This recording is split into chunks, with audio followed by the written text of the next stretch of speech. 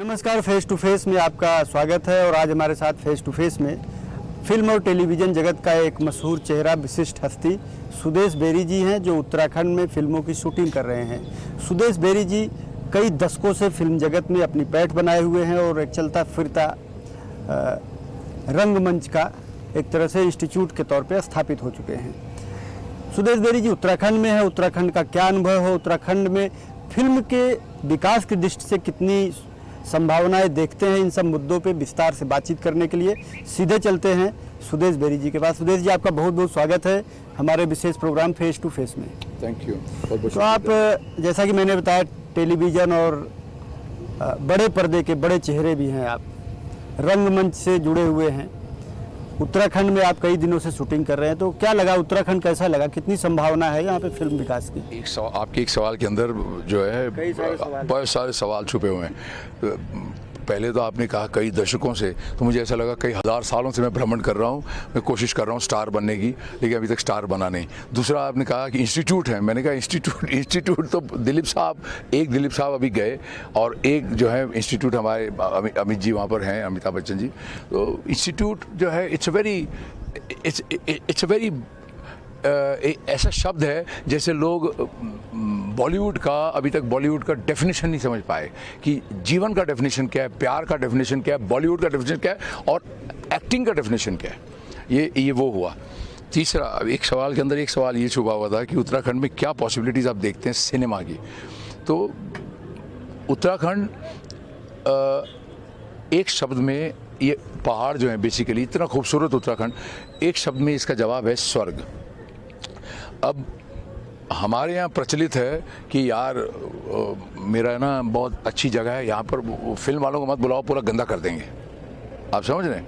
तो कहने का मतलब ये है कि बॉलीवुड के अंदर अगर डिसिप्लिन आएगी, बॉलीवुड के अंदर अगर डिसिप्लिन आएगी तो बॉलीवुड का उद्धार होगा, बॉलीवुड और ग्रो होगा, बॉलीवुड और हेल्दी बनेगा। You know what I mean? Uttarakhand के अंदर, उत्तराखंड का और बॉलीवुड का क्या रिश्ता है कि बॉलीवुड को खूबसूरती दिखानी, यश चोपड़ा जी स्विट्जरलैंड जाते थे, खूबसूरती दिखाने को सामने एक्टर खड़े कर दिए और फिल्म अच्छी बनाई और लोगों को अच्छी लगी, और बाहर लोगों ने ये समझा कि ये स्विट्जरलैंड जो है यही इंडिया है। मेरे पास रशिया से बहुत सारे लोग, I have some connection in Russia, तो रशिया से बहुत सारे लोग आके पूछते हैं, हाँ यार इंडिया इज सो ब्यूटीफुल। तो मैंने कहा yes of course India is beautiful. तो फिर वो मुझे दिखाते हैं यश चोपड़ा जी के गाने। मैंने कहा this is not India, this is Switzerland, this is Austria, this is Austria. So Yash ji ने अपनी फिल्म बनाई और वो फिल्म हिट हुई, उन्होंने अच्छी फिल्म बनाई, हिट हुई। लोगों ने उसके एक शब्द का बहुत सारे अर्थ निकलते हैं ना, तो एक फिल्म को बहुत सारे लोगों ने बहुत सारे डायमेंशंस में देखा and they came to some conclusion. अभी उत्तराखंड का अगर कोई एक और यश चोपड़ा जी उत्तराखंड में आए और 50 फिल्में बनाएं और वो सारी फिल्में हिट हो जाएं, तो फिर रिश्ता जो है बन गया। जैसे मैंने सुना है कि स्विट्जरलैंड में एक लेन का नाम है, it's after mister Yash Chopra. I have heard so, I don't have any documentary proof, मैं फिर से बता रहा हूँ आपको, लेकिन आई हैव हर्ड बिकॉज चूंकि यश जी ने इतना उधर काम किया जाके और इतनी अच्छी अच्छी फिल्में बनाई, तो वो गवर्नमेंट ने जो है, आदमी करता ही है, जैसे महमूद इतने अच्छे एक्टर थे, उन्होंने भी आफ्टर हिज डेथ वो जूहू स्कीम बॉम्बे के अंदर उन्होंने हास्य कलाकार महमूद के नाम पे वो चौक रखा हुआ है। आप समझे मेरी बात? बिल्कुल, आपकी बात मैं समझ रहा हूँ। कॉमर्शियल और आर्ट फिल्मों के बीच क्या अंतर समझते हैं, क्योंकि आप मैक्सिमम फिल्मों में, आप आर्ट फिल्मों में आपने बहुत सारी फिल्मों में काम किया है, तो आज के समय में अगर बात करें तो दोनों में क्या अंतर है और कौन सी फिल्में ज़्यादा बन रही हैं? आज रिश्ता जो है वो आर्ट फिल्म और कमर्शियल फिल्म जो है, आज सब रिश्ता जो है एकदम, वो सब रिश्तेदार एकदम क्लोज हो गए हैं, सारे सब एक आपस में मिक्स हो गए हैं। एमैलगमेशन कहते हैं ना, जिसे घुल मिल गए हैं, शक्कर की तरह वो घुल मिल गए हैं। सिनेमा के अंदर आर्ट नहीं होता, कमर्शियल सिनेमा के अंदर आर्ट होता है। It's very artistic, it's very creative. So पहले आपने कह दिया था कि एक लड़की चलती जा रही है लोटा लेके, या कुछ गांव के अंदर कुछ चलती जा रही है।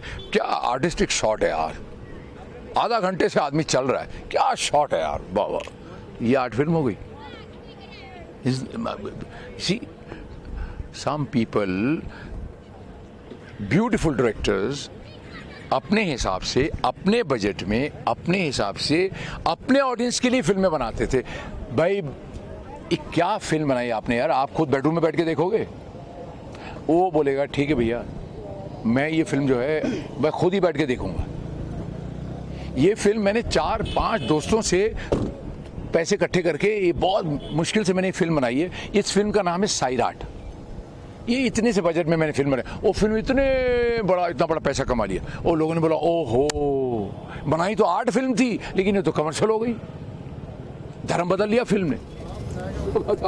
तो सुदेश जी ने आर्ट और कॉमर्स के बीच की जो महीन अंतर होता है उसको स्पष्ट किया, बताया, क्लियर किया।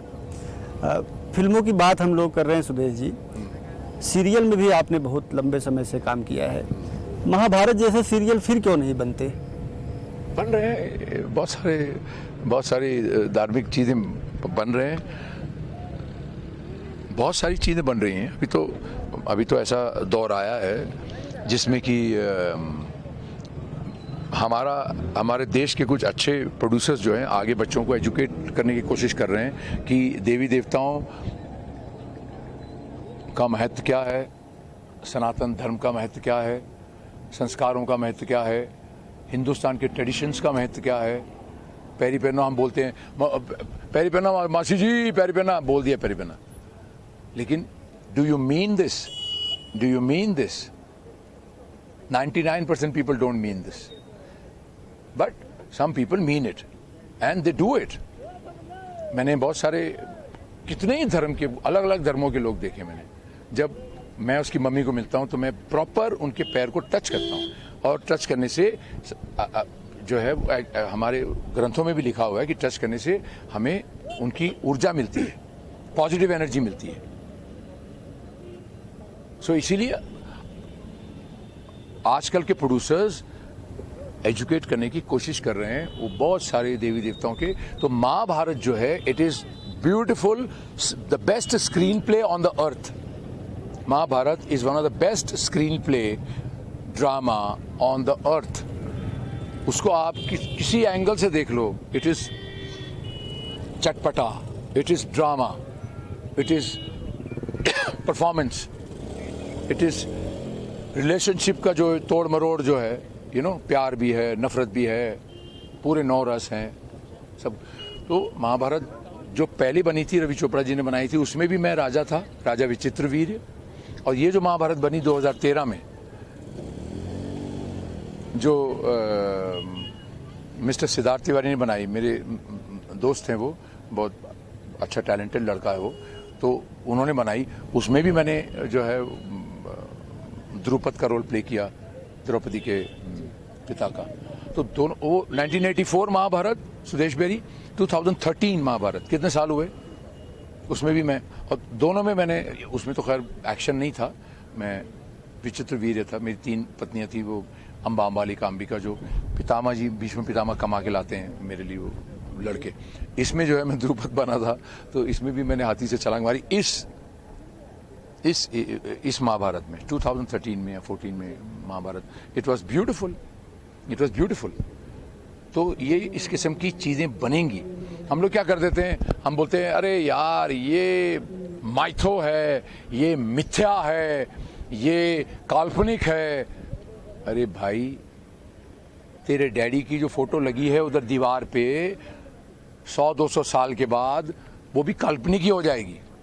बिल्कुल आप सही कह रहे हैं। महाभारत के विचित्र वीर से लेकर के देवाधिदेव महादेव के अघोरी तक का जो सफर है, उसमें कितना बदलाव सुदेश बेरी में और उस विधा में, यानी टेलीविजन की विधा में, क्या क्या परिवर्तन आपने महसूस किया? आई थिंक मैं एक ही ऐसा एक्टर हूँ, वाहिद ऐसा एक्टर हूँ कि जिसने जो है सबसे पहली बात कभी रैट रेस में भागा नहीं, चूहा बिल्ली के चक्कर में पड़ा नहीं, स्टारडम मैं पहले तू पहले, मुझे ओवरटेक करने दे। अगर आप खरगोश हैं आप दौड़िए, मैं केंचुआ हूँ, मैं अपनी चाल चलूँगा। वो आप 100 मीटर स्प्रिंटर हैं, आप 100 मीटर दौड़िए, मैं मैराथनर हूँ, मैं मैराथन कंप्लीट करूँगा। भले मैं 100 साल जीऊँ या मैं 200 साल जीऊँ या मैं 500 साल जीऊँ, जीना तो है। शिखंडी ने कहा था मैं 40 बार जन्म लूँगी, लेकिन लूँगा या लूँगी आई डोंट नो। तो उसके बाद फिर मैं जो है, लेकिन मैं अपना वादा पूरा करके रहूँगा या रहूँगी। जो हमारी भी सीरियल चल रही शक्ति, जिसमें वो जो है जो मेन प्रोटैगनिस्ट जो है लेडी प्ले कर रही हैं, तो महादेव जो किया, टीवी जो एक वाहिद ऐसा एक्टर जिसने सिनेमा, टेलीविजन, थिएटर एक साथ करता चला गया। जो मिला उसे मुकद्दर, बाकी जो मिला उसे मुकद्दर समझ लिया, मिल गया वो सपना, बाकी सब अपना, जो मिल गया वो अपना, बाकी सब सवाल मेरे ध्यान में आ रहा है सुदेश जी की, जैसे आपने कहा दिलीप जी, अमिताभ जी इंस्टीट्यूट है एक तरह से, अब की पीढ़ियों के लिए ऐसे इंस्टीट्यूट के तौर पे किन चेहरों को आप देखते हैं? आई फील दैट बहुत अच्छे अच्छे एक्टर्स अभी आए हैं, प्लेटफॉर्म बढ़ गया है, और खुशी की बात यह है कि थिएटर बंद हो गए। बहुत खतरनाक लाइन बोल दी यार मैंने तो, कि खुशी की बात यह है कि थिएटर्स बंद हो गए। मैं इस नेगेटिव तरीके से नहीं बोल रहा, मैं ये बोल रहा हूं कि नेटफ्लिक्स का प्लेटफॉर्म आ गया और अमेजोन का आ गया और ब्ला ब्ला ब्ला का आ गया। इसी अभी Z5 या, तो ये प्लेटफॉर्म का मतलब ये है कि बहुत सारे लोगों को, एक्टर्स को चांस मिलेगा, काम करो, प्लेसमेंट बढ़ेगी, घरों के चूल्हे जलेंगे, लोगों के आंसू साफ होंगे, लोगों की जेब में खर्ची होगी जी, टेक्नीशियंस बढ़ेंगे, खुशियां होंगी चारों तरफ। भले प्लेटफॉर्म बाहर के हैं, Z5 तो हमारा है, वो तो एक Z है जो इंडिजिनस है, जिसे हम कह सकते हैं, बाकी तो बाहर वाले हैं, वो मैकडोनल्ड का बर्गर हो या जो भी हो तो बाहर का है।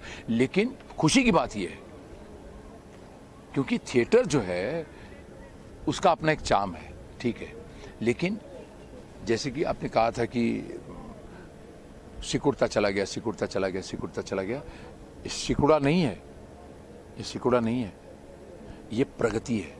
और प्रगति का मतलब ये है कि don't waste your time, move forward in life, don't waste your time.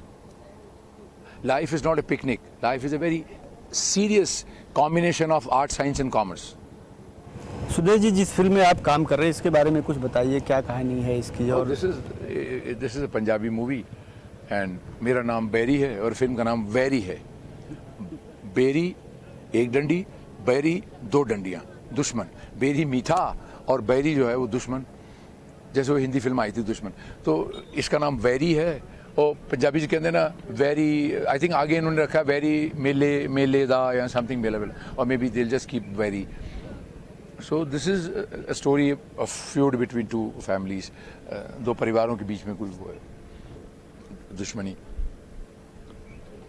ये वो चीज़ है जो हम सिनेमा के माध्यम से थोड़ा सा चाट मसाला लगा के ये बताना चाहते हैं कि ये शराब है, ये नींबू पानी है, ये काढ़ा है, ये जो है रूह अफ़ज़ा है, या ये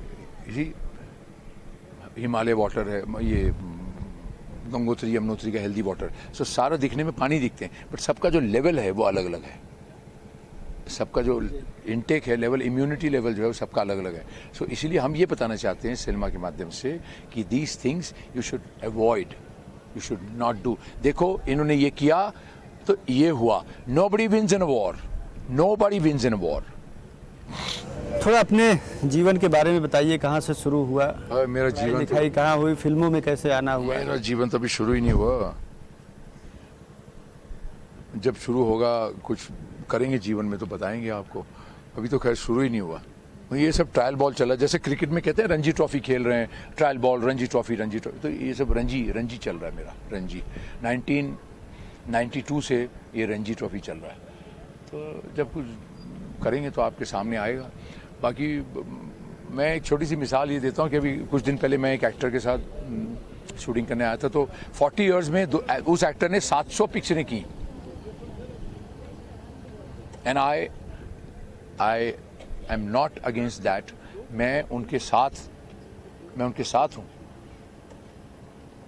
उन्होंने 700 मूवीज की गिनीज बुक में नाम है उनका, गिनीज बुक में नाम है उनका। और मैंने 35 सालों में सिर्फ 50 फिल्में की। तो इससे इसका मतलब नहीं मैं बड़ा ग्रेट हो गया। सम पीपल से सुदेश प्रैक्टिकल बनो। You see at the end of the day you need money, dal roti, रही मन इतना दीजो जामे कुटुंब समाए, परिवार भी भूखा ना रहे और साथ भी भूखा ना जाए। हाँ। सुदेश जी, हमारे चैनल के माध्यम से ऐसे लोगों को जो फिल्मी जगत में आना चाहते हैं, इस नई पीढ़ी को क्या संदेश देना चाहेंगे? फिल्मी जगत में आना चाहते हैं,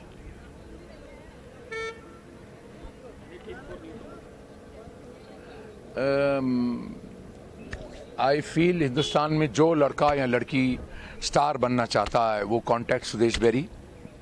आप मेरे पास आएं, मैं आपको निशुल्क राय दूंगा और पथ भ्रष्ट नहीं करूंगा, रास्ता दिखाऊंगा कि बॉलीवुड किस चिड़िया का नाम है, बॉलीवुड का एक लाइन में डेफिनेशन क्या है,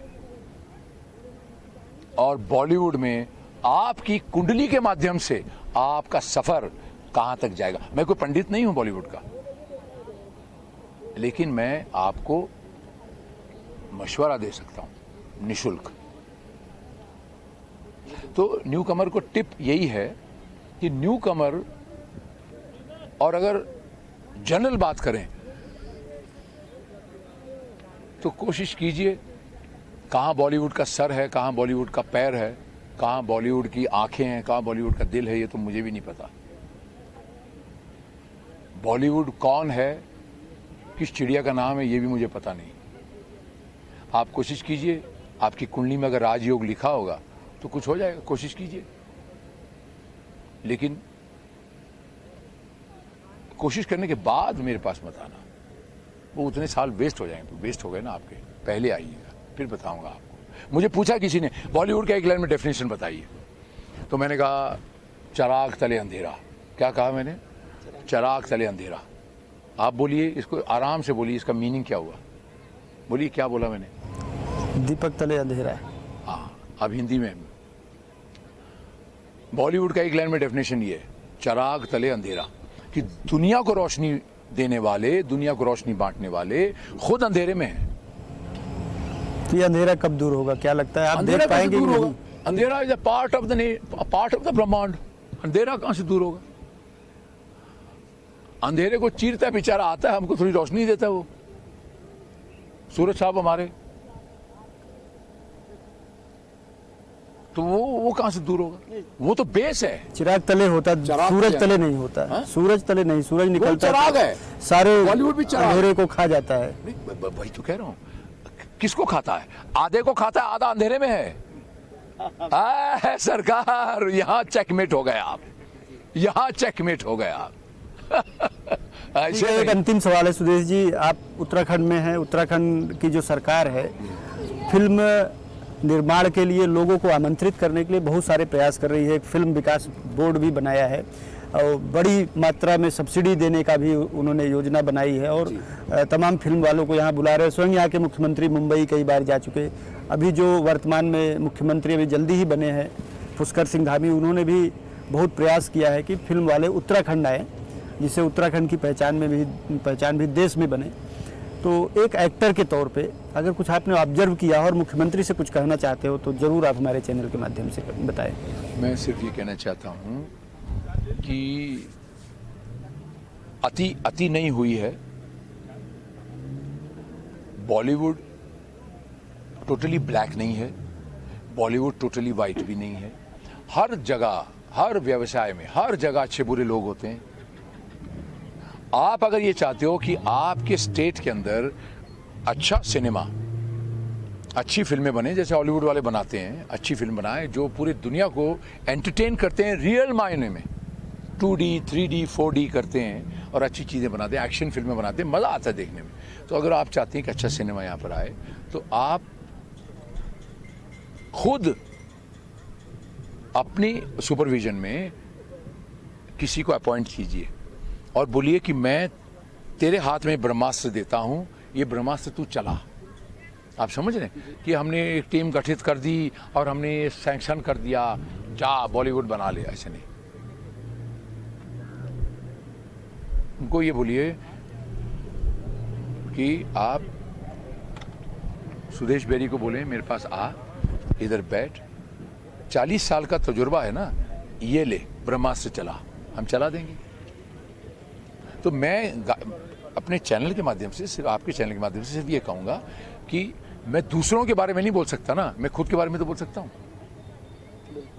कोई भी बड़ा फिल्म मेकर आएगा या कोई भी बड़ा, जिसे हम बड़ा कहते हैं सो कॉल्ड, वो आएगा, वो आपको कल को डिसअपॉइंट कर देगा। कोई फिल्म चली या नहीं चली, एक फिल्म बनाएगा। तो ये जो है सुदेश बेरी जो है, ये इसके पास 40 साल कम नहीं होते, 40 साल का एक्सपीरियंस है।